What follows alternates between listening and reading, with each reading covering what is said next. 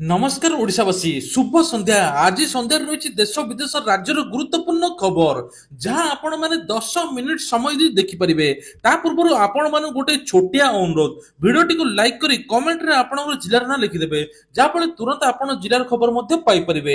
নূয়া বর্ষরে মুখ্যমন্ত্রীর বড় ঘোষণা, বদলিব সবুকিছি নিয়ম, সবু দর বড়িব, তা সহিত রাশন কার্ড, ভত্তা টঙ্কা, সুভদ্রা যোজনা, এমিতি অনেক গুরুত্বপূর্ণ খবর ଅଛି। ଚାଲନ୍ତୁ ଖବର ଉପରେ ନଜର ପକାଇବା। ନୂଆ ବର୍ଷରୁ ଶ୍ରୀମନ୍ଦିରରେ ନୂଆ ଦର୍ଶନ ବ୍ୟବସ୍ଥା ଆରମ୍ଭ ହେବ। ଏନେଇ ଶ୍ରୀମନ୍ଦିର ପ୍ରଶାସକ ଅରବିନ୍ଦ ପାଢୀ ସୂଚନା ଦେଇଛନ୍ତି। ନୂଆ ବର୍ଷରୁ ନାଟ ମଣ୍ଡପରେ ସ୍ୱତନ୍ତ୍ର ବ୍ୟାରିକେଡ ଦେଇ ଧାଡି ଦର୍ଶନ ବ୍ୟବସ୍ଥା କରାଯିବ। ବ୍ୟାରିକେଡ ଭିତରେ ପୁରୁଷ, ମହିଳା, ଶିଶୁ, ବୟସ୍କ ଭକ୍ତଙ୍କ ପାଇଁ ସ୍ୱତନ୍ତ୍ର ଲାଇନ ବ୍ୟବସ୍ଥା ମଧ୍ୟ କରାଯିବ। ଓବିସିଙ୍କ ଦ୍ୱାରା ଏହି ନୂତନ ବ୍ୟବସ୍ଥା କରାଯାଉଥିବା ବେଳେ ଶୃଙ୍ଖଳିତ ଦର୍ଶନ କରିବେ, ତା ସହିତ ସମସ୍ତେ କେମିତି ଭଲରେ ଭଲରେ ଦର୍ଶନ କରିବେ ସେ ନେଇ ମଧ୍ୟ ଧ୍ୟାନ ଦିଆଯିବ। ଦିବ୍ୟାଙ୍ଗ ଭକ୍ତ ପାଇଁ ସ୍ୱତନ୍ତ୍ର ଦର୍ଶନ ଏବଂ ବ୍ୟବସ୍ଥା ଲାଇନ ରହିଛି ବୋଲି ସେବାୟତ ସହିତ ଆଲୋଚନା ହୋଇଛି। ଜାନୁଆରୀ 18ରେ ପକ୍ଷୀ ଗଣନା, 16ରୁ ଆରମ୍ଭ ହେବ ପକ୍ଷୀ ଗଣନା ପ୍ରକ୍ରିୟା। ଚଳିତ ବର୍ଷ ସାରା ରାଜ୍ୟରେ ଗୋଟିଏ ଦିନରେ ହିଁ ପକ୍ଷୀ ଗଣନା କରାଯିବ। ଏଥିରେ ଗଣନାରେ ଫ୍ଲେମିଙ୍ଗର ଟ୍ରାକିଂ ହେବ। ତେବେ କୁହାଯାଉଛି ଯେ ସେଥିପାଇଁ 10ଟି ଫ୍ଲେମିଙ୍ଗର ଗୋଡରେ ଲଗାଯିବ ସେଟେଲାଇଟ ଟ୍ରାକିଂ କରିବ ରିଙ୍ଗ। ତେବେ ସେମାନଙ୍କୁ ସାଇବେରିଆ ବେ କେଉଁଠୁ ଆସୁଛନ୍ତି ସେମାନଙ୍କୁ ଧ୍ୟାନ ମଧ୍ୟ ଅନୁଧ୍ୟାନ କରାଯିବ।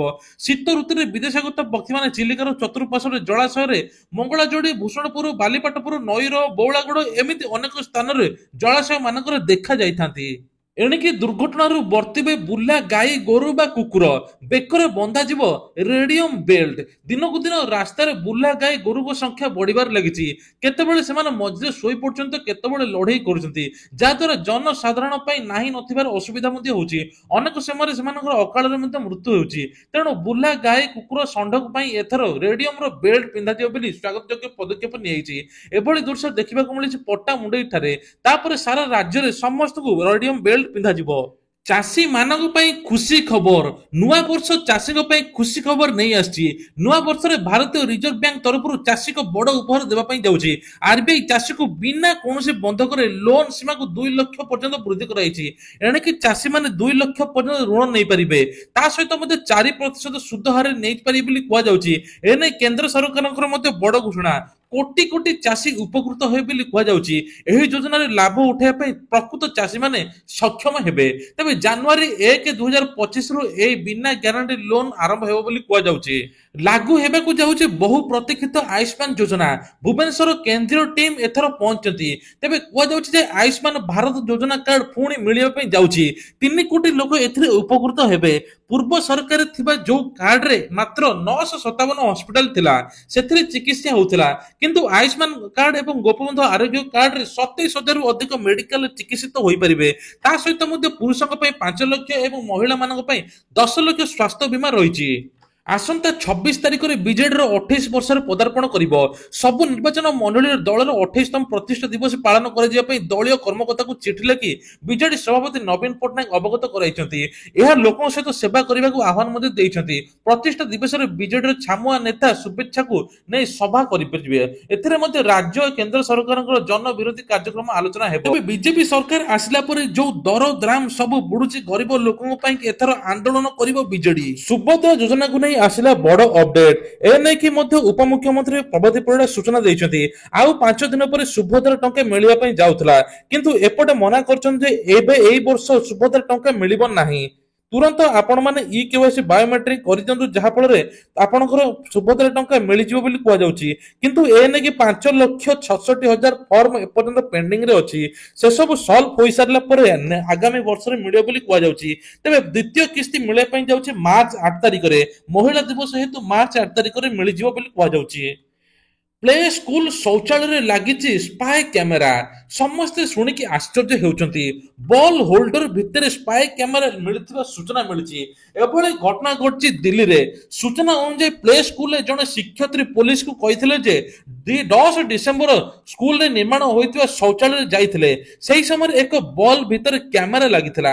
ସ୍କୁଲ ଗାର୍ଡକୁ ତୁରନ୍ତ ଚେକ୍ କରିବା ପାଇଁ ପଠାଇଥିଲେ। ତାପରେ ଜଣା ପଡିଥିଲା ସ୍ପାଇ କ୍ୟାମେରା ଲାଗିଛି। ତୁରନ୍ତ ସୂଚନା ଦେଇ ପୋଲିସକୁ ମଧ୍ୟ ଜଣାଇଥିଲେ। ଆଉ ଡାଇରେକ୍ଟର ନବନିବ ସହାୟକୁ ଗିରଫ ମଧ୍ୟ ପୋଲିସ କରିଛି। ତୁରନ୍ତ ତାଙ୍କ ଉପରେ କାର୍ଯ୍ୟାନୁଷ୍ଠାନ ମଧ୍ୟ ନିଆଯିବ।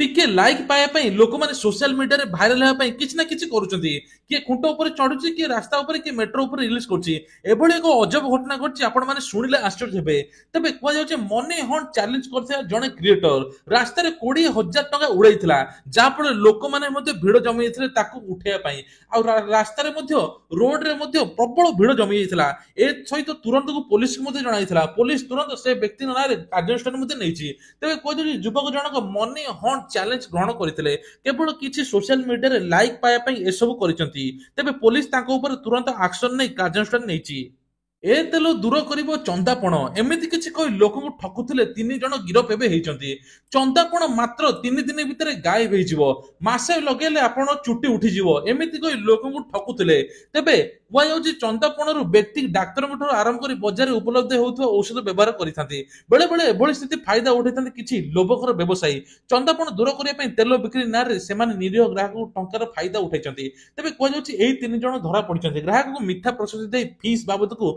20 टंका एवं तेल शिशि बाबतକୁ 300 रु 400 टंका नेइथांती एही कथा कोइ कि एमिति तीन जण गिरफ होइछंती ओडिसा रे मध्ये एभଳି ठकामी होउची तुरंत आपण सावधान रहंतु बोली कुआ जाउची तेबे उत्तराखंड रे ठकी मोटा लक्ष लक्ष टंका एमाने रोजगार करथिले ता सहित विभिन्न राज्य को जाउथिले तेबे कुआ जाउची वेस्ट बेंगल ओडिसा ता सहित मध्ये अन्य राज्य मानको एमाने जाइछंती जा फल चंदापणर मुक्ति पाए पई लोक मध्ये औषध दैछंती श्रीमंदिर आनंद बजार लागू हेब नुआ ड्रेस कोड महाप्रसाद बिक्री करुवा सुपकार सहायक पिंधिबे गेरुआ रंगर पोशाक एमाने गेरुआ रंगर पोशाक पिंधि महाप्रसाद बिक्री करिपारे बोली सहायता करिपारिबे तेबे एही मंदिर प्रशासन स्वीकृति क्रमे सुआर महासुआर निजोग एवं आनंद बजार क्षेत्र रे एही सब व्यवस्था लागू हेब जो सहायक माने अछंती सेमाने आसंता 25 तारिख गेरुआ रंगर पोशाक पिंधि आनंद बजार को आसे बोली कुआ जाउची तेबे कुआ जाउची जे तदारक विशृंखला रोकिया पई 20 जण अवसर प्राप्त सेना कर्मचारी मध्ये नियुक्ति दिया जिवो बंदर विकास लगी 54,000 कोटी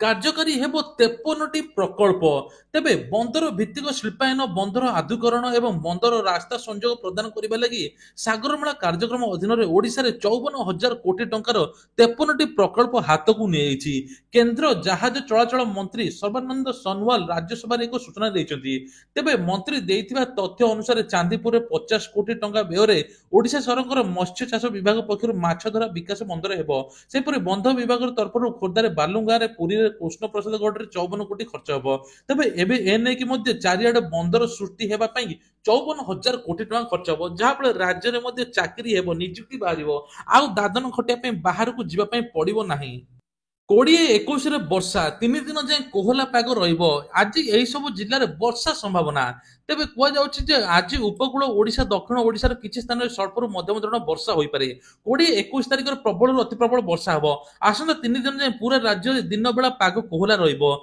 पाणीपाग विभाग पक्षरु एभଳି पूर्वानुमान कराइछि आज विशेष करी कोरापुट मालकानगिरी रायगड़ा गंजाम गजपति नवरंगपुर कलाहांडी कंधमाल पुरी जगतसिंहपुर खोर्धा केन्द्रापड़ारू स्वल्प मध्यम धरण वर्षा हेबार संभावना अछि आसंता काली उपकूल ओडिशा रे किछि जिल्ला रे वर्षा होई पारे 21 तारिख रे बालेश्वर भद्रक मयूरभंज केउंझर केन्द्रापड़ा जगतसिंहपुर प्रबल रु अति प्रबल वर्षा हो बोली कुआ जाउछि ओडिशा केंद्र सरकार फोकस रही निकट प्रधानमंत्री नरेंद्र मोदी 3 दिन जाए ओडिशा रही पुणी जनवरी 2 थर राज्य गस्त आसबे तेबे कुआ जाउछि जे एथर केंद्र मंत्री अमित शाह 2 दिन ओडिशा गस्त आसबे एने बीजेपी राज्य सभापति मनमोहन सामल सूचना दैछंती कटनी छटनी बंद नहेले कार्यानुष्ठान एभଳି कहछन्ती जोगाण मंत्री तेबे धान मंडी रे कटनी छटनी को नहीं प्रतिक्रिया रखिले जोगाण मंत्री कृष्णचंद्र पात्र कटनी छटनी बंद नहेले निया जीव कड़ा कार्यानुष्ठान धान मंडी रे चलिबनी दलाल को राज दलाल मानक ऊपर निया जीव कार्यानुष्ठान जो ऑफिसर दलाल को सहायता करिवे तांको ऊपर मध्ये कड़ा कार्यानुष्ठान निया जीव नुआपड़ा दलाल को सहयोग करुवा जण ऑफिसर गतकाली निलंबित मध्ये कराइछि विभाग को दुर्नीति मुक्त करा जिबा एवं संपूर्ण स्वच्छ भाव में काम करा जिबा पई कहछन्ती मंत्री शीतुआ राति रे जमिला कोरापुट लोक महोत्सव पर्व हेला 10 कोटीर व्यवसाय तेबे पर्व शीतुआ राति रे खचाखच भिड़ विलंबित राति पर्यंत गीतर धुन झुपिथिले हजार हजार लोक चतुर्थ दिन रे पर्व सर्वकालीन रेकर्ड करी 10 कोटीर व्यवसाय करिछि जा सर्वाधिक मुख्य अतिथि भाव जोगाण मंत्री कृष्णचंद्र पात्र जोगादे कोरापुटर आदिवासी भाषा संस्कृतिर प्रशंसा करने सहित अंचल विकास एवं कृषि जोगाण व्यवस्था को गुरुत्व दिया बोली भारत को ट्रम्प को ଟିକସ ଧମକ ଆମ ଉପରେ ଲଗାଇଲେ ଆମେ ବି ଲଗାଇବୁ। ତେବେ ଆମେରିକାର ନବନିର୍ବାଚିତ ରାଷ୍ଟ୍ରପତି ଡୋନାଲ୍ଡ ଟ୍ରମ୍ପ ଭାରତକୁ ଟିକସ ଧମକ ଦେଇଛନ୍ତି। ସେ ନିଜର ଆଭିମୁଖ୍ୟ ସ୍ପଷ୍ଟ କରି କହିଛନ୍ତି ଯେ ଯଦି ଆମେରିକୀୟ ସାମଗ୍ରୀ ଉପରେ ଭାରତ ଉଚ୍ଚ ଟିକସ ଲଗାଇବ ତେବେ ଆମେ ଓଲଟା ଟିକସ ଲଗାଇବୁ। ଯଦି ସେମାନେ ଆମ ଉପରେ ଟିକସ କଷିବେ ଆମେ ବି ସମାନ ଟିକସ କଷିବୁ। ଆମେରିକାର ଅନେକ ସାମଗ୍ରୀ ଉପରେ ସେମାନେ ଟିକସ ଲଗାଇବାକୁ ଥିବା ବେଳେ ଆମେ ସେଭଳି କରୁନାହୁଁ ବୋଲି ଟ୍ରମ୍ପ କହିଛନ୍ତି। କେନ୍ଦ୍ର ସରକାରଙ୍କର ବଡ଼ ଘୋଷଣା, ନୂଆ ବର୍ଷରେ ବଡ଼ ଭେଟି। ପିଏମ ଇଜିପି ଯୋଜନା ଯୋଉ 10 ଲକ୍ଷ ଥିଲା ତାକୁ ବଢାଇ 20 ଲକ୍ଷ ପର୍ଯ୍ୟନ୍ତ କରାଯାଇଛି। ବଡ ବଡ ଉଦ୍ୟୋଗପତି ବା ଛୋଟ ଉଦ୍ୟୋଗପତି ବି ହଉ ତେବେ କୁହାଯାଉଛି 20 ଲକ୍ଷ ପର୍ଯ୍ୟନ୍ତ ଋଣ ନେଇପାରିବେ। ପ୍ରଧାନମନ୍ତ୍ରୀଙ୍କର ବଡ ଘୋଷଣା ଏଥର ଉଦ୍ୟୋଗପତିଙ୍କ ପାଇଁ କେମିତି ଆତ୍ମନିର୍ଭରଶୀଳ ହେବେ, କେମିତି ଇଣ୍ଡିଆରେ ବା ଭାରତରେ ଉନ୍ନତି ହେବ ସେ ଉପରେ ଚିନ୍ତା ମଧ୍ୟ କରିଛନ୍ତି। ତେବେ ପିଏମ ଇଜିପି ଲୋନରେ ଆପଣ ଅନଲାଇନ ଆବେଦନ କରିପାରିବେ, ବ୍ୟାଙ୍କରୁ ମଧ୍ୟ 20 ଲକ୍ଷ ପର୍ଯ୍ୟନ୍ତ ଋଣ ନେଇପାରିବେ। ଆଧାର କାର୍ଡକୁ ନେଇକି ବଡ ଅପଡେଟ, ଯଦି ଆପଣଙ୍କର ଆଧାର କାର୍ଡ 10 ବର୍ଷ ଉପରକୁ ହୋଇଯାଇଛି ଆପଣ ମାନେ ଅପଡେଟ କରିନାହାନ୍ତି ଆପଣଙ୍କ ଆଧାର କାର୍ଡ କୋଉଠି କାମ ଲାଗିବ ନାହିଁ, ତୁରନ୍ତ ରଦ୍ଦ ହୋଇଯିବ। ତେଣୁ ଆପଣଙ୍କର ଆଧାର କାର୍ଡ ଇକେୱାଇସି କରିନିଅନ୍ତୁ ବା ଆପଣଙ୍କର ଫଟୋ ବା ଫିଙ୍ଗର ପ୍ରିଣ୍ଟ ଆପଣ ଦେଇ ଦିଅନ୍ତୁ। ଯଦି ଗୋଟିଏ ପିଲାକୁ 10 ବର୍ଷ ହୋଇଥିବ ସେଇ ସମୟରେ ସେ ଆଧାର କାର୍ଡ ୟୁଜ କରିଥିବ, 10 ବର୍ଷ ପରେ 20 ବର୍ଷ ହେଲେ ନିଶ୍ଚିତ ଫେସ୍ ଏବଂ ଫିଙ୍ଗର ପ୍ରିଣ୍ଟ ଚେଞ୍ଜ ହୋଇଥାଏ। ତୁରନ୍ତ ଆପଣ ମାନେ ଅପଡେଟ କରିନିଅନ୍ତୁ ବୋଲି ସରକାର କହୁଛନ୍ତି। ଜାନୁଆରୀ 14 ତାରିଖ ପର୍ଯ୍ୟନ୍ତ ଶେଷ ତାରିଖ, ଯାହା ଫଳରେ ଆପଣ ମାଗଣାରେ ଅପଡେଟ କରାଇ ପାରିବେ। ତେବେ ମହିଳାଙ୍କ ପାଇଁ ଏବେ ଖୁସି ଖବର, ଏସଏଚଜି ମହିଳାଙ୍କ ପାଇଁ ଖୁସି ଖବର। ପୂର୍ବ ସରକାର ଯେତିକି ମହିଳା ଋଣ ନେଇଥିଲେ ଋଣର ସୁଧ ହାର କମାଇ ଦେଇଛନ୍ତି ବା ଛାଡି ଦେଇଛନ୍ତି। ଏନେଇକି ମଧ୍ୟ ମୁଖ୍ୟମନ୍ତ୍ରୀଙ୍କର ବଡ ଘୋଷଣା, ମହିଳାଙ୍କର ଋଣର ସୁଧ ହାର ଛଡା ଯାଇଛି। ଯେତିକି ଋଣ ନେଇଥିଲେ ସେତିକି ଟଙ୍କା ସୁଝିବେ ବୋଲି ମୁଖ୍ୟମନ୍ତ୍ରୀ ମୋହନ ଚରଣ ମାଝୀ ଘୋଷଣା କରିଛନ୍ତି। ଏନେଇ 227 କୋଟି ଟଙ୍କା ମଧ୍ୟ ବ୍ୟୟବରାଦ ହୋଇଛି। ତେବେ ଇ ଶ୍ରମ କାର୍ଡ ଯାହାର ଅଛି ତାଙ୍କ ପାଇଁ ମଧ୍ୟ ବହୁତ ଖୁସି ଖବର। ଇ ଶ୍ରମ କାର୍ଡରେ ଯାହାର ପଞ୍ଜୀକରଣ ଅଛି ତାଙ୍କୁ ରାସନ କାର୍ଡ ଯୋଗାଇ ଦେବେ ସରକାର। ଏନେଇକି ସରକାର ତରଫରୁ ମଧ୍ୟ ବଡ ବିଜ୍ଞପ୍ତି ପ୍ରକାଶ ପାଇଛି। ତେବେ କୁହାଯାଉଛି ଯୋଉମାନେ ଇ ଶ୍ରମ କାର୍ଡ ଅଛି ତାଙ୍କର ରାସନ କାର୍ଡ ନାହିଁ ବା ଆବେଦନ କରିନାହାନ୍ତି ତୁରନ୍ତ ତାଙ୍କୁ ରାସନ କାର୍ଡ ଯୋଗାଇ ଦିଆଯିବ। 2023 ଏବଂ 2024 ଜାନୁଆରୀ ପର୍ଯ୍ୟନ୍ତ ଯୋଉମାନେ ରାସନ କାର୍ଡ ପାଇଁ ଆବେଦନ କରିଥିଲେ ଏପର୍ଯ୍ୟନ୍ତ ତାଙ୍କୁ ରାସନ କାର୍ଡ ବଣ୍ଟନ ଚାଲିଛି। ତା ସହିତ ମଧ୍ୟ ଏଥର ସରକାର କହିଛନ୍ତି ରାସନ କାର୍ଡରେ ଗହମ ମିଳିବା ପାଇଁ ଯାଉଛି। ଆଉ ଯେଉଁ ଜାଗାରେ ବିଦ୍ୟୁତ ଏପଟ ସେପଟ ହଉଛି ବା ବାରମ୍ବାର କଟ ହଉଛି ସେଠି ଅଧିକ କିରୋସିନ ଦିଆଯିବ ବୋଲି କୁହାଯାଉଛି। ଅନ୍ୟ ରାଜ୍ୟ ମାନଙ୍କରେ ରାସନ କାର୍ଡରେ 9 ପ୍ରକାର ଜିନିଷ ମିଳୁଛି, ତେଲ, ଡାଲି, ଲୁଣ, ଡିଆସିଲ, ଚିନିଠୁ ଆରମ୍ଭ କରି ବିଭିନ୍ନ ପ୍ରକାର ଜିନିଷ ମିଳୁଛି। ବିଧାନସଭାରେ ମଧ୍ୟ ଉଠିଥିଲା ଯେ ରାସନ କାର୍ଡ ଯଦି ଏସବୁ ଜିନିଷ ମିଳନ୍ତା ସାଧାରଣ ବର୍ଗର ଲୋକ ଉପକୃତ ହୁଅନ୍ତେ। କେନ୍ଦ୍ର ସରକାରଙ୍କ ତରଫରୁ ମହିଳାଙ୍କ ପାଇଁ ଖୁସି ଖବର, ସବୁ ରାଜ୍ୟ ମାନଙ୍କରେ ଆପଣ ମାନେ ସିଲେଇ ତାଲିମ ନେଇକି ପର ଡେ 500 ଟଙ୍କା ପାଇବା ପାଇଁ ଯୋଗ୍ୟ ହେବେ। ମାସକୁ 15,000 ଟଙ୍କା ପାଇପାରିବେ। ମିଶନ ଶକ୍ତି ଦ୍ୱାରା ମହିଳାଙ୍କୁ ଉପକୃତ ହେବ ଏବଂ ଆତ୍ମନିର୍ଭରଶୀଳ ସ୍ୱାବଲମ୍ବୀ ଦିଗରେ ସରକାର ଏଭଳି ଗୁରୁତ୍ୱ ନିଷ୍ପତ୍ତି ନେଇଛନ୍ତି। ତେଣୁ ଆପଣ ମାନେ ଚାହିଁଲେ ଏସବୁ କରିପାରିବେ।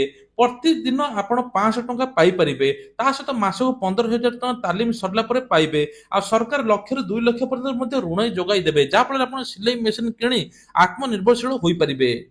ପିଏମ ଆବାସ ଯୋଜନାକୁ ନେଇକି ବଡ ଖୁସି ଖବର, ଏଣିକି କୁହାଯାଉଛି ଯେ ସବୁ ଯୋଗ୍ୟ ହିତାଧିକାରୀ ପାଇବେ ଆବାସ। ସମସ୍ତଙ୍କର ଯଦି 10,000 ରୁ କମ ସାଲେରୀ ଥିବ ତା ସହିତ ମଧ୍ୟ ତାଙ୍କର ଫ୍ରିଜ ଗାଡି ଯଦି ଥିବ ବି ସେମାନେ ଆବାସ ଯୋଜନାରେ ଅନ୍ତର୍ଭୁକ୍ତ ହୋଇପାରିବେ। କିନ୍ତୁ ଏ ନେଇକି ଯୋଉମାନେ ଯୋଗ୍ୟ ତାଙ୍କୁ ମଧ୍ୟ ଏବେ ଭେରିଫିକେସନ ଚାଲିଛି। ପ୍ରତି ଗାଁରେ ପ୍ରତି ବ୍ଲକରେ ଅଫିସର ମାନେ ଯାଉଛନ୍ତି, ଚେକିଂ ମଧ୍ୟ କରୁଛନ୍ତି ଆଉ ବଡ ବଡ ସୂଚନା ମଧ୍ୟ ଦେଉଛନ୍ତି। ପ୍ରକୃତରେ ଯୋଗ୍ୟ ହିତାଧିକାରୀ ଯାହାର ଭୂମି ନାହିଁ ତାଙ୍କୁ ଆବାସ ଯୋଗାଇ ଦେବେ ସରକାର। ତେବେ ଇଏ ଥିଲା ଆଜିର ଦେଶ ବିଦେଶ ରାଜ୍ୟର କିଛିଟା ଗୁରୁତ୍ୱପୂର୍ଣ୍ଣ ଖବର। ଏଇଭଳିଆ ଖବର ପ୍ରତ୍ୟେକ ଦିନ ସକାଳେ ଆଉ ସନ୍ଧ୍ୟାରେ ପାଇବା ପାଇଁ ହେଲେ ଆମର ଏହି ଚ୍ୟାନେଲକୁ ସବସ୍କ୍ରାଇବ କରିବା ପାଇଁ ଭୁଲିବେ ନାହିଁ। ଜୟ ଜଗନ୍ନାଥ।